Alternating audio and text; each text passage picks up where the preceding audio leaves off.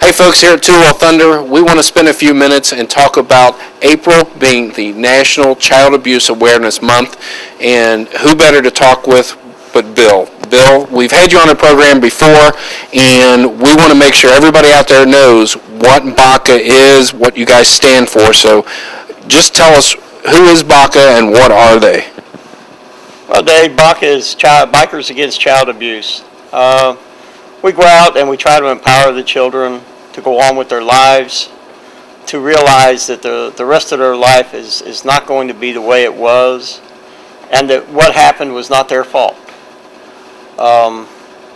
We will do this at any extent it takes to get the mission accomplished, to the extent where after they go through the court sessions, and we'll be there for them at that, the parents' insurance may run out, or the state's insurance may run out, and if the doctors still feel that there's more needed, then B.A.C.A will put up the money to continue the treatments and the intervention to help these children get better.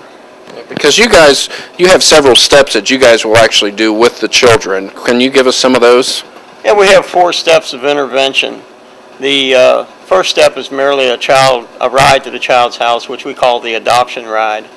Level 2 is we actually go and set up security around the house to make sure that child can sleep at night, whether it be that or just the fact that a perpetrator lives down the street or something, to make sure that he or she feels confident that it's not going to get into them again.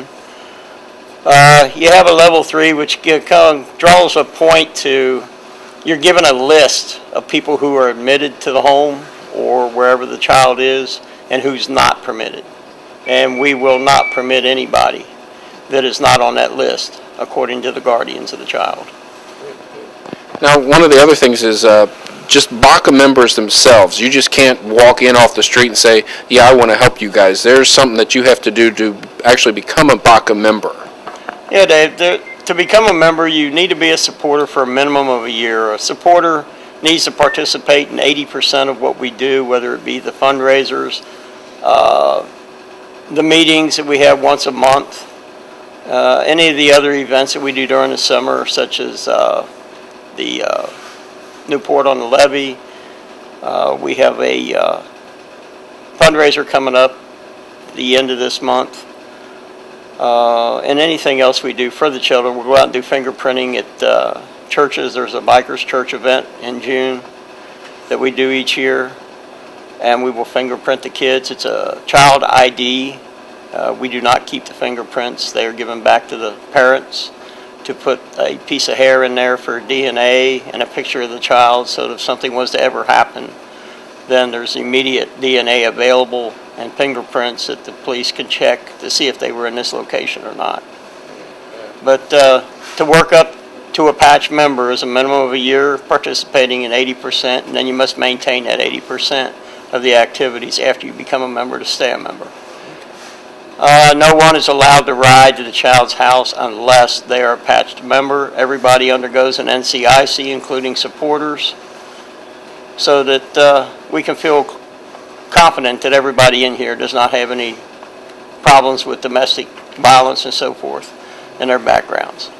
Okay, because that puts in mind the ease of the parents that, the people you have in your organization just aren't anybody off the street. They've Right. been through and checked thoroughly. Right.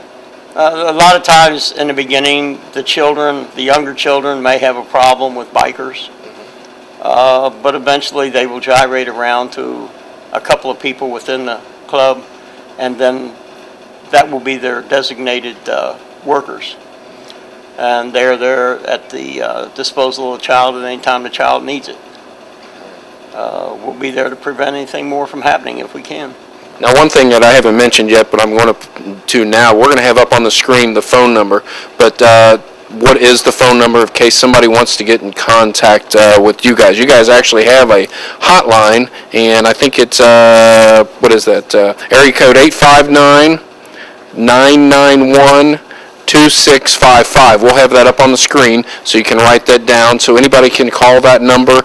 You guys just don't jump in at the first sign of trouble, as far as to make sure it's a real case, I should say, not just like anything. I mean, what's the procedure for that? Well, first thing that has to happen is child charges have to be filed against the perpetrator. Now, if the guardian hasn't had the courage or whatever to go and process this paperwork, we will go with them and assist them in getting it done.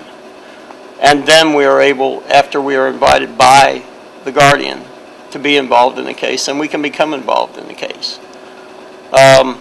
We'll send a child liaison out to speak with the child and the guardians and determine where we can meet, where the child's comfortable, whether it be a grandparent's home, their home, a park, a McDonald's. It doesn't matter. Wherever the child feels comfortable, that's what we'll do. And then after that meeting, then we set up what we call the adoption ride. And then we will get together our members and we will ride and we will adopt the child. We usually give them a vest with a patch, a child supporter patch on it, bear with a B.A.C.A vest on it. And we normally fill this B.A.C.A bear with hugs, so that anytime that child feels a need, he or she can pick the bear up, hug it, and they'll get the love that's within B.A.C.A for them. Great. And when it runs out, we'll come back and refill it. Cool. And never ending. Never ending. Never ending. Now, one of the things you mentioned earlier is about your 100-mile ride. Now, we're here filming today at River Nuts 2, and we want to bring in Lisa. We're going to bring in Lisa, the owner of the place here. Okay, Bill, Lisa's joined us here, and she's the owner of River Nuts 2, which we're filming at today, and that is the host of your 100-mile ride. Lisa, thanks for having B.A.C.A here. Tell people exactly where you're at and how to get here. Okay.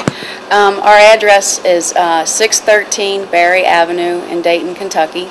The easiest way to get here is to take the Route 8 exit and come straight out Route 8 till you hit the very first stop sign, turn right, and we're at the corner. Okay. Because I notice when I come over, I get off at 471, and I take the Route 8 exit, and I come down into Dayton, Kentucky, go through Bellevue, come into Dayton, Kentucky, and like you say, the first stop sign, which is Clay Street, I look to the right and I can see it, but that's a one-way street, so that's why you have to go up one block, and it's kind of like a big loop to come around it. Correct. So what's going to go on that day here at the 100-mile ride? Who wants to answer that one?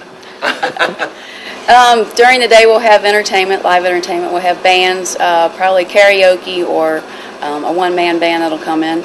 We'll have free food. We'll also have raffles and split the pots for the customers. Okay. Now, this is going to benefit, of course, the group B.A.C.A. What time does all this start? The bands will be playing from 5 o'clock till 2 o'clock in the morning, and doors open at 12. Anybody's welcome to come after 12 o'clock during the day. We'll have area blocked off on the streets outside for bikers to park their bikes. Okay. What time does the run go from when to when? The ride will leave at noon, and we should be back here between 5:30 and 6 o'clock. Okay. And we were talking a little bit before. You guys are using the ferries during this ride? We're going to use one ferry, Anderson Ferry, coming back across the river, strictly because of the interstates and the safety problems we have getting on and off the interstates. Yeah. So we will leave and we will go up 471 and cross on 275 at Coney, but that'll be basically the end of it.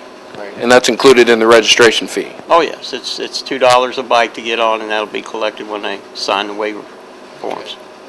Okay. Great. Well, I'll tell you what, I want to thank the folks here from River Nuts 2. Got to get the 2 in there. And for hosting the B.A.C.A ride. Now make sure everybody out there listens and join us down here. That's coming up, let's see, the April. I want to make sure I get this right.